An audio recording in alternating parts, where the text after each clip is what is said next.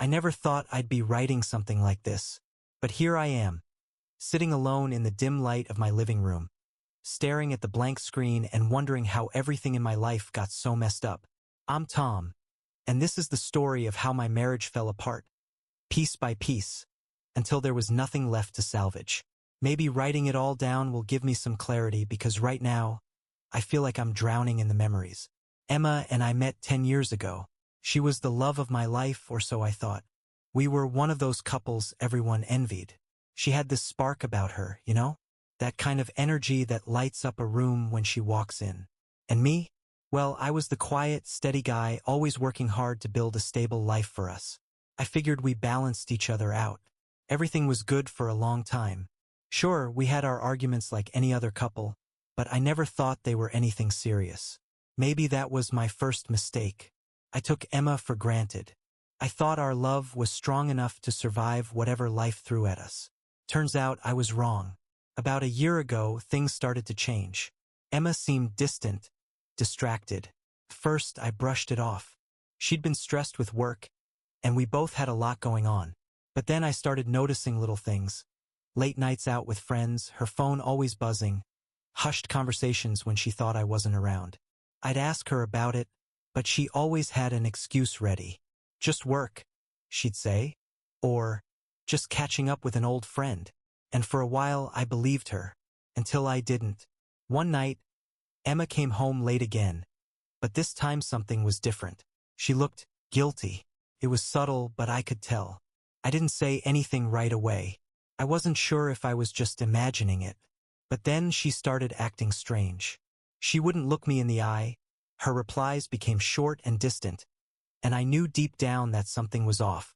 That gut feeling you get when everything seems wrong but you can't quite prove it yet? Yeah, that. I did something I never thought I'd do. I went through her phone. I know, trust is everything in a relationship. But my mind was racing, and I needed answers. What I found wasn't exactly conclusive, but it was enough to make my stomach drop. Texts from someone named Jake. Nothing too suspicious on the surface, just casual banter. But there was a familiarity in their tone that set off alarms in my head. I confronted Emma that night. I asked her straight up who Jake was and why she'd been spending so much time talking to him. She got defensive, of course. Said he was just a friend, that I was being paranoid, that I needed to trust her. I wanted to believe her. I really did. But something in her voice didn't sit right with me. Over the next few weeks, I couldn't shake the feeling that Emma was hiding something. Our conversations became strained, and I could feel her slipping away from me, even when she was right there in the room. I felt like I was living with a stranger. One night, I followed her. I know it sounds extreme, but I had to know. I had to understand what was happening to the woman I thought I knew better than anyone. She told me she was going to meet up with some friends from work, but instead, she drove to a small bar on the other side of town. I parked a few spots down and waited. She walked in alone, but it didn't take long before someone else showed up. A man. It wasn't Jake. This guy was taller, older, with a confident air about him that made me feel sick. They sat together, close, laughing and talking like they'd known each other forever. I watched from a distance, my heart pounding in my chest. I couldn't believe what I was seeing. This wasn't the Emma I married. I felt like a fool, sitting there in the darkness while she shared moments with another man. But I didn't confront her, not yet. I needed more. I needed to know the full story before I did something I couldn't take back. The next day, I hired a private investigator. At first, I thought it was a bit dramatic, but I didn't have the stomach to keep sneaking around, playing detective in my own marriage. If Emma was really cheating, I wanted to know everything. Who this guy was, how long it had been going on, and most importantly, why. I figured the PI would come back with a few photos, maybe confirm my suspicions about her seeing this guy on the side. But what I got instead was far worse than I could have imagined. Turns out, Emma had been seeing this man, let's call him David, for months. The investigator tracked their meetings, documenting dates, times, even hotel visits. I remember looking at the photos of them together, laughing and smiling like they didn't have a care in the world, like I didn't exist. It was like a punch to the gut. But there was one thing that didn't add up. Why David? Who was he to Emma? He wasn't just some random guy from a dating app. No, this felt more personal, deeper. And that's when the twist hit me. The PI dug deeper into David's past, and what he found would change everything. It turns out David wasn't just some fling Emma had found to distract herself from our marriage. He was her ex-fiancé. Yeah, you read that right. Before Emma and I got together, she had been engaged to this guy. They had a messy breakup, something about him cheating on her and leaving her for someone else. I never knew the full details, but she told me early on in our relationship that it was a painful chapter of her life that she'd rather forget. Apparently, forgetting wasn't part of her plan. When I first saw the PI's report, I couldn't believe it. How could she be back with him? He had broken her heart once, and now she was letting him back into her life, and into our marriage? The whole thing felt surreal, like I was living in a bad movie. But there it was, black and white proof that she had reconnected with David about 6 months ago. And it started innocently enough. Emma had been furious at me after a big fight we had. Something stupid about how much time I was spending at work and not at home. I thought it had blown over, but that's when she reached out to him. Out of revenge, the PI speculated. It made sense. Emma was the type to hold grudges, and if she felt neglected or hurt, she wouldn't just sit around feeling sorry for herself. She'd get even. But here's where the story took an unexpected twist. First, it was just about revenge. She met up with David to get back at me, to make herself feel like she was in control. But somewhere along the way, something changed. Emma wasn't just using him anymore. She fell for him all over again. And the worst part? David had left the woman he cheated on Emma with years ago and was now single, waiting to rekindle what they once had. He wasn't just a side fling to Emma, he was her way out. And she was planning to leave me for him. The realization hit me like a ton of bricks. The late nights, the distance between us, her sudden coldness. They all made sense now. Emma had checked out of our marriage long before I ever knew it. I was just the idiot left in the dark while she pieced together her escape plan. But what was the most chilling thing of all? The PI found out that Emma had already been looking into apartments. Not for the two of us, no, for herself. She wasn't planning to work things out with me or come clean about her affair. She was preparing to disappear, to leave me with nothing more than a note explaining why she couldn't do this anymore. I was gutted. I didn't know what to do with this information. Confront her? Try to fix things? Or should I just walk away and let her go before she had the chance to walk out on me? But here's where the real kicker comes in. Just when I thought I had hit rock bottom, something else surfaced. David wasn't just some random ex who popped back into her life at a convenient time. No, this was far more calculated. He had found her first. According to the PI, David had been following Emma's life on social media for years, waiting for the perfect moment to reappear. And that moment came when he found out I had been promoted at work, which required me to travel more often. David saw my absence as his opportunity, and he made his move. He reached out to Emma, playing the part of the remorseful ex who just wanted to catch up. And Emma, feeling neglected and angry at me, fell for it.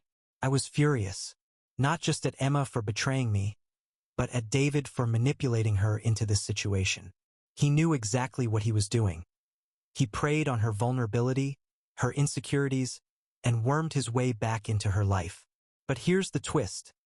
I wasn't the only one David had been messing with. The PI's report revealed that David had a history of doing this to other women.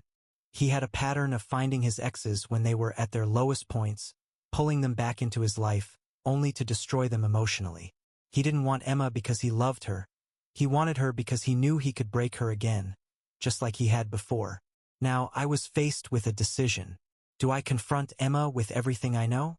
Do I tell her the truth about David and try to save her from making the biggest mistake of her life? Or do I let her go, knowing she's walking right into a trap that will destroy her? Part of me wanted to save her, to be the bigger person, and show her the truth. But another part of me, the one still aching from the betrayal, wanted to let her fall. Let her realize too late that she'd chosen the wrong man. After all, if she was willing to throw our marriage away for a liar and a manipulator, maybe she deserved whatever was coming her way. I thought long and hard about what to do next. I didn't sleep much that night, the weight of it all pressing down on me like a heavy fog. In the morning, I'd make my choice. Morning came, and with it, the harsh reality of what I had to do. I stared at Emma as she got ready for work, completely unaware of the storm brewing beneath the surface. She hummed quietly to herself, just like she used to, and for a moment, I felt a pang of nostalgia. There was still a part of me that loved her, that wanted to believe we could fix this. But after everything I had learned, I couldn't just sit back and let this betrayal continue without action. I decided to confront her, but not the way I originally planned. Instead of showing her the evidence I had gathered and letting my emotions explode all at once, I wanted to catch her off guard. I needed to understand where her head was at, and most importantly, how much of this was real for her. Was she really planning to leave me for David? Or had she been sucked into a fantasy she didn't know how to escape? That evening, I suggested we have dinner together, something we hadn't done in a while. I thought maybe, just maybe, she'd open up if I gave her the space to talk. She seemed surprised by the gesture but agreed. We sat across from each other at our dining table, the air thick with unspoken words. For a while we made small talk, dancing around the tension that I knew was coming. Finally, I couldn't take it anymore. I leaned in and asked, "Emma, are you happy?" She froze, her fork halfway to her mouth. For a second, I thought she might deflect like she usually did, but something in my tone must have caught her off guard. She put the fork down and looked at me, her eyes searching mine for some clue as to where this was going. "What do you mean, Tom?" she asked, her voice quieter than usual. "I mean, are you happy with us? With our marriage? 'Cause lately, it feels like you've been somewhere else. And I don't know how to reach you." I saw the guilt flash across her face, the same look she had that night when I first noticed something was wrong. She hesitated, and for a moment I thought she might actually come clean. But instead, she sighed and shook her head. "I've just been stressed," she said. The same excuse she had used a dozen times before. "Work's been crazy, and, I don't know. I guess we've been in a bit of a rut, haven't we?" A rut? That's what she was going to call it? I felt my anger rising, but I forced myself to stay calm. If I lost it now, I'd never get the answers I needed. "Is that really all it is?" I pressed. "Because if there's something else, Emma, you need to tell me." She looked down at her hands, her fingers fidgeting with the edge of the napkin. I could see the war going on inside her, the struggle between her guilt and her desire to keep her secret. Finally, after what felt like an eternity, she spoke. "I don't know how to explain it," she said, her voice barely above a whisper. "I feel like I've been lost for a while. Like I'm not sure who I am anymore." It wasn't a confession, but it was the closest thing to honesty I had heard from her in months. I took a deep breath and decided to push a little further. "Is this about someone else?" I asked, my heart pounding in my chest. "Because if it is, Emma, I need to know. I can't keep pretending like everything's okay when it's not." Her eyes shot up to meet mine, wide with shock. She opened her mouth to deny it, but then something changed. Her face crumpled, and for the first time in a long time, I saw real emotion there. Fear, regret, and something that looked a lot like shame. "I never meant for it to get this far," she said, her voice cracking. "It wasn't supposed to mean anything." My stomach twisted as the confirmation hit me. I had known, of course. Deep down, I had known for a while, but hearing her admit it out loud felt like a dagger to the heart. "How long?" I asked, my voice barely steady. 6 months, she whispered. 6 months. Half a year of lies, of deceit, of living with a woman who had already checked out of our marriage. "And it's David, isn't it?" I asked, though I already knew the answer. She flinched at his name, like she hadn't expected me to know. But then she nodded, tears welling up in her eyes. "I'm sorry, Tom. I really am. Started as a mistake, I swear. I was angry at you and he was there. But it's different now. I didn't mean for it to happen, but I think I have feelings for him." That was the second blow, and this one knocked the wind out of me. I had suspected the affair, but I hadn't expected her to admit she was falling for him. Suddenly, everything felt surreal, like I was watching this conversation happen from outside my own body. "Do you love him?" I asked, my voice hollow. She didn't answer right away. She didn't need to. The silence was enough. I stood up, the chair scraping against the floor as I pushed it back. I couldn't sit there and listen to her talk about him anymore. I couldn't handle the thought of my wife, the woman I had spent years building a life with, in love with someone else. "I need some time," I said, my voice thick with emotion. "I need to think." I left the house that night, not knowing if I'd come back. Part of me wanted to walk away and never look back. But another part, the one that still loved her despite everything, couldn't shake the feeling that there was more to this story. Something still didn't add up, and I wasn't ready to give up without knowing the whole truth. I drove aimlessly for hours, trying to process what had just happened. My mind kept playing Emma's words on a loop. "I have feelings for him." And each time it hit me, the pain was fresh, like an open wound that refused to close. I wasn't just angry. I felt betrayed in a way that went beyond the physical act of her being with someone else. She had given her heart to another man while I was still trying to make our marriage work. I parked by the lake we used to go to early in our relationship, back when things were simpler. It was a quiet place, peaceful even, and the stillness gave me the clarity I needed. I wasn't ready to give up, not yet. Something about this whole thing didn't sit right with me. Sure, the affair was devastating, but the way Emma had been acting recently didn't fully add up. There was a depth to her misery that even she hadn't admitted to. I felt like there was more to her story than she had told me. I reached for my phone and dialed the PI. I needed him to dig deeper into David's past, to find out more about his motives. It seemed too convenient that David had just reappeared in Emma's life right when things were rocky between us. He knew exactly how to manipulate her. And if he had been watching her for years, as the PI had suggested, maybe he wasn't just looking to rekindle old flames. Maybe he had something more sinister in mind. The PI assured me he would look into it. "There's always more beneath the surface in cases like these," he said before hanging up. I knew I couldn't just sit around waiting for answers.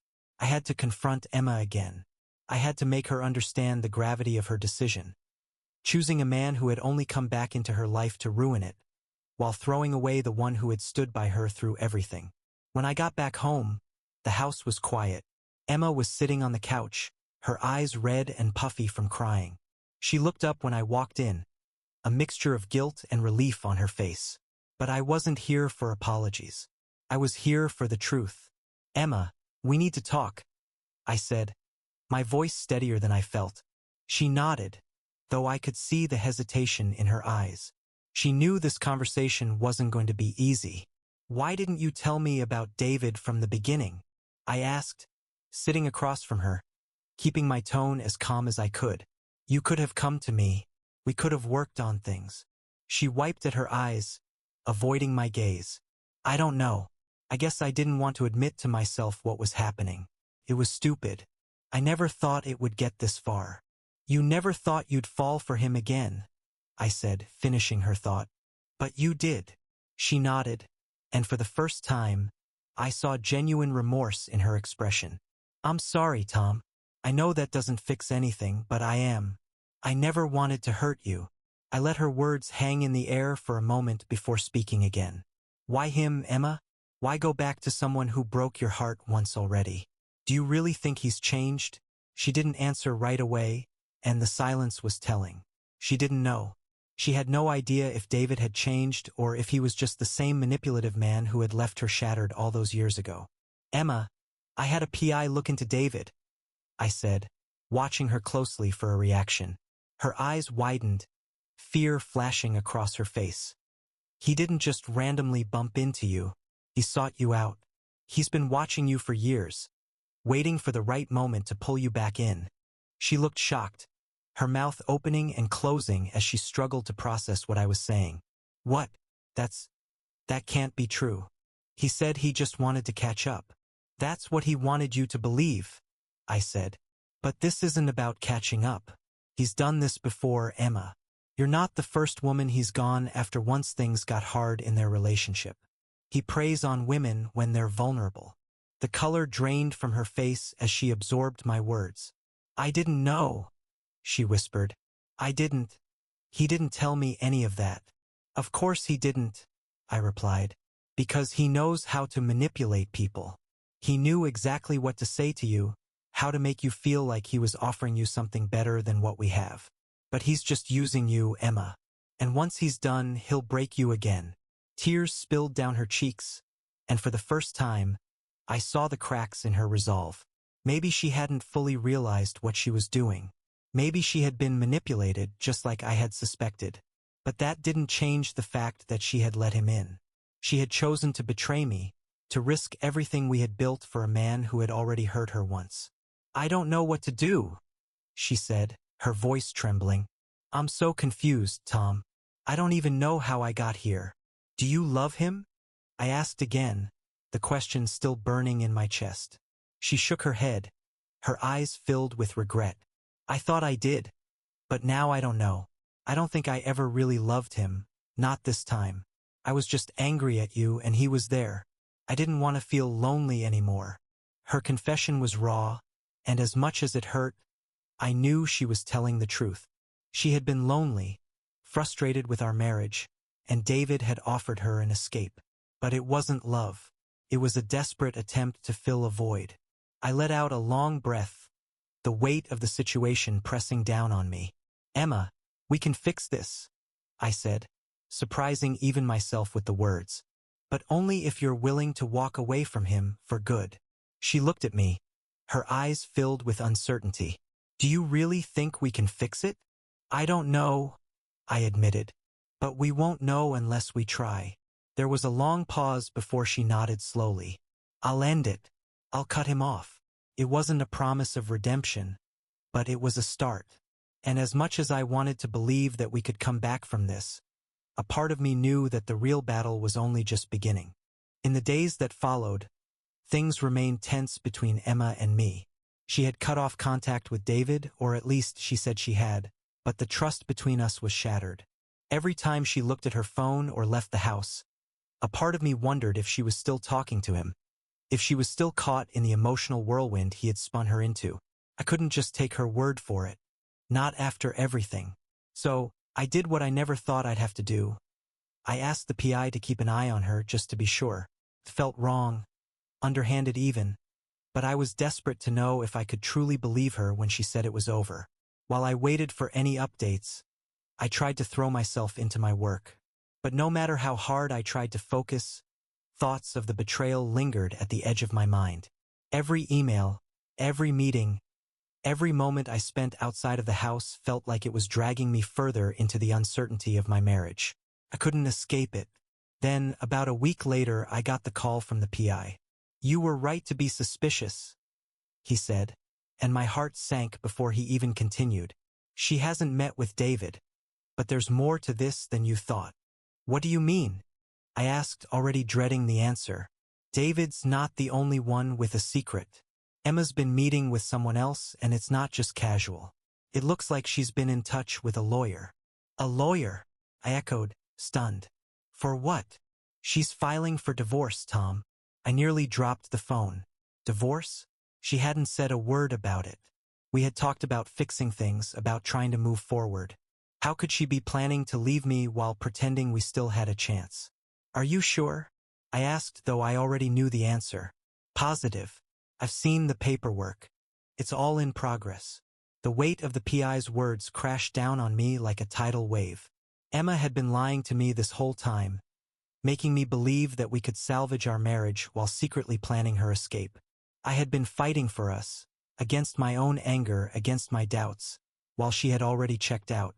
The affair wasn't just an affair anymore. It was the beginning of the end.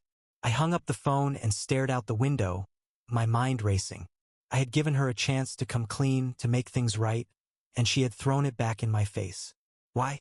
Why go through the charade of reconciliation if she had no intention of staying? What was her endgame? When Emma came home that evening, I confronted her. Couldn't hold back anymore. The betrayal had cut too deep, and I needed answers. "Emma, we need to talk," I said as soon as she walked through the door. She looked startled by my tone but nodded, setting down her bag. "What is it, Tom?" "I know about the lawyer," I said, watching her carefully for a reaction. Her face went pale, and for a moment, she looked like she might deny it. But then she sighed, her shoulders sagging as if the weight of the lie had finally become too much to bear. "I was going to tell you," she said softly. I didn't know how." "When? After you filed?" I asked, my voice hard. "You've been stringing me along, making me believe we had a chance. Why didn't you tell me the truth?" She sank down onto the couch, burying her face in her hands. "I didn't want to hurt you more than I already have. I thought maybe if we tried to fix things I'd feel differently. But I don't, Tom. I'm sorry, but I just don't." Her words hit me like a punch to the gut. All the effort, all the pain I had endured trying to rebuild our marriage had been for nothing. She had already made up her mind, and nothing I said or did could change that. "So, this was never about fixing us," I said, bitterness creeping into my voice. "You were just trying to ease your guilt before you walked away." She didn't deny it, and that hurt more than anything. The woman I had loved, the woman I had built a life with, was already gone. The Emma I knew had been replaced by someone I didn't recognize anymore. Someone who could lie to my face and plan a future without me. "I'm sorry," she repeated, but the words felt hollow. "Sorry doesn't fix this," I said, my voice breaking. "You should have been honest from the start." "I know," she whispered, but I was scared. I didn't want to be the bad guy. I didn't want to admit that I had ruined everything. I stood there, staring at her, the anger and hurt swirling inside me. I wanted to lash out, to scream at her for what she had done. But what was the point? It wouldn't change anything. Emma had made her choice, and now I had to make mine. "Is it David?" I asked, needing to know if he was part of her plan. She shook her head. "No, it's not about him anymore. I've already ended that." "Then what is it about?" I asked, my frustration boiling over. "What happened to us, Emma? When did we stop being enough for you?" She looked up at me, her eyes filled with tears. "I don't know," she admitted. "Somewhere along the way, I just lost myself, and I don't know how to get back." Her words hung in the air, a painful reminder that sometimes love wasn't enough. Sometimes people changed in ways that couldn't be undone. "I can't keep doing this," I said, my voice barely above a whisper. "I can't keep holding on to something that's already gone." She nodded, the tears spilling down her cheeks. "I understand." And just like that, it was over. The fight, the lies, the years of our marriage. It all ended with that simple admission. Emma had made her decision, and now I had to make mine. There was no going back, no fixing what had been broken. We sat there in silence for a long time, the weight of the situation pressing down on both of us. Neither of us knew what to say, and maybe there was nothing left to say. Eventually, Emma stood up, wiping away her tears. "I'll pack some things," she said quietly. "I'll stay at my sister's for a while." I nodded, not trusting myself to speak. Watching her walk away felt like the final nail in the coffin, the last piece of our life together crumbling into dust. As the door closed behind her, I was left alone in the quiet of our home. A home that now felt empty, like a shell of what it had once been. The days after Emma left felt like a blur. The house was eerily quiet, the kind of silence that weighed on you, reminding you of what you've lost. I went through the motions, work, sleep, repeat, but nothing felt right. It was as if my life had hit a pause, and all I could do was stare at the wreckage of my marriage, wondering where it all went wrong. Friends reached out, offering support, but I wasn't ready to talk. How could I explain that my wife had cheated, and even after we tried to fix things, she'd already decided to leave? It felt humiliating, like I had been the last to know about my own life, the fool in a story everyone else had already figured out. I kept thinking about the PI's findings. Too, Emma had been meeting with a lawyer behind my back. Even after we had our big fight, after I confronted her about David, she still didn't come clean. The fact that she had kept that part of her life so hidden hurt even more than the affair itself. She'd built walls around herself that I couldn't break through, and now I was left on the outside, trying to make sense of everything. About a week after she left, I got another call from the PI. By this point, I had no idea what else he could tell me, but I took the call anyway. "I think you're going to want to hear this," the PI said, his tone serious.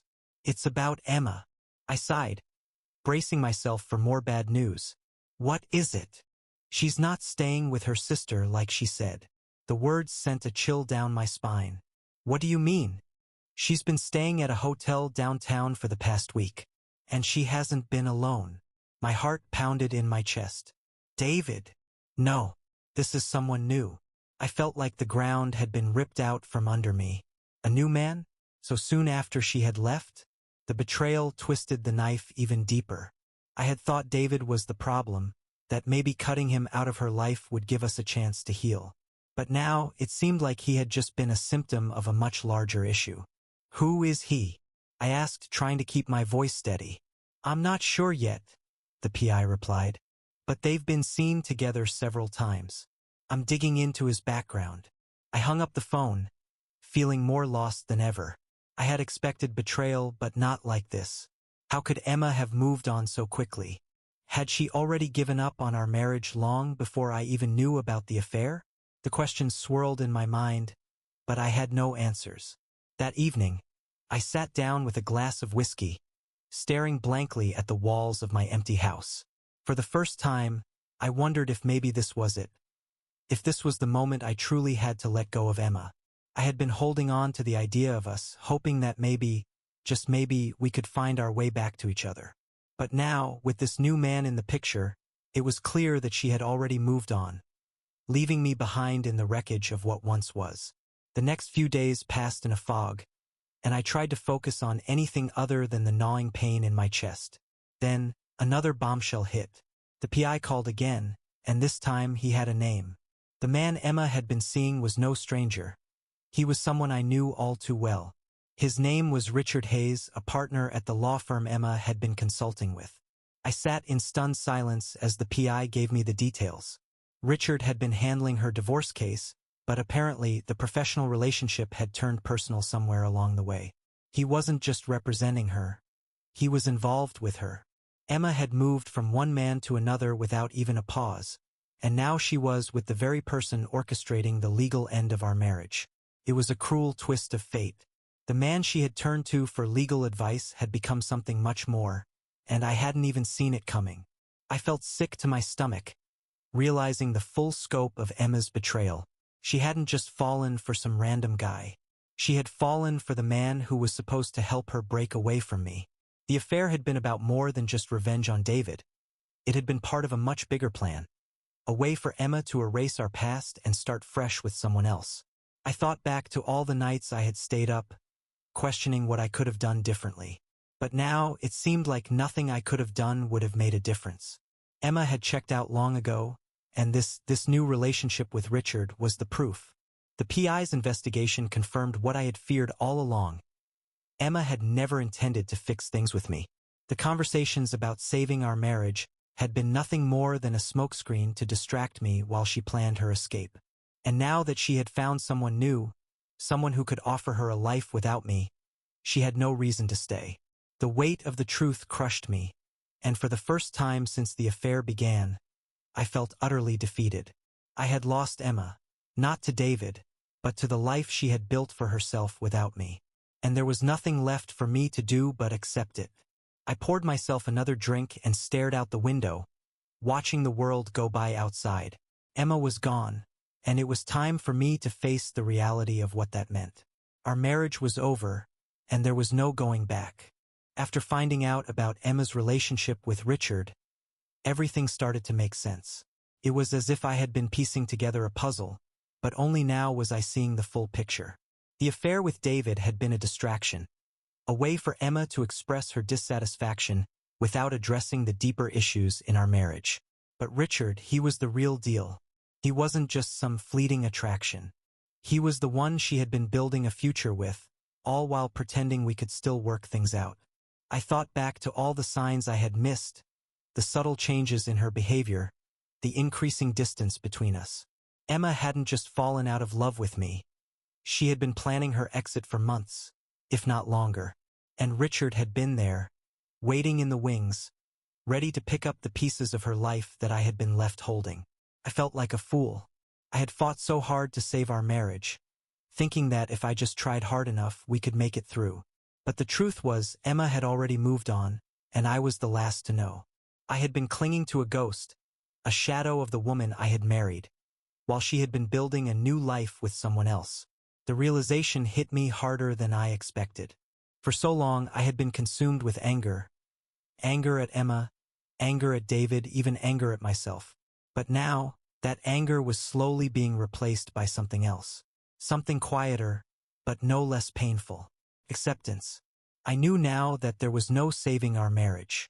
It had been over long before I had even realized, and all the fighting, all the pain I had put myself through, had been for nothing. Emma had made her choice, and I had to live with the consequences. There was no going back. One evening, as I sat in the living room, I finally allowed myself to process everything. The betrayal, the lies, the fact that my wife had found someone new while I had been clinging to the hope that we could fix what was broken.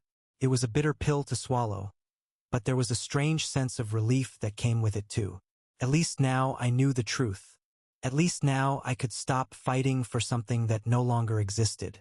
I decided it was time to confront Emma one last time, not out of anger or a desire to hurt her, but because I needed closure. I needed to hear it from her, to understand how things had gone so wrong.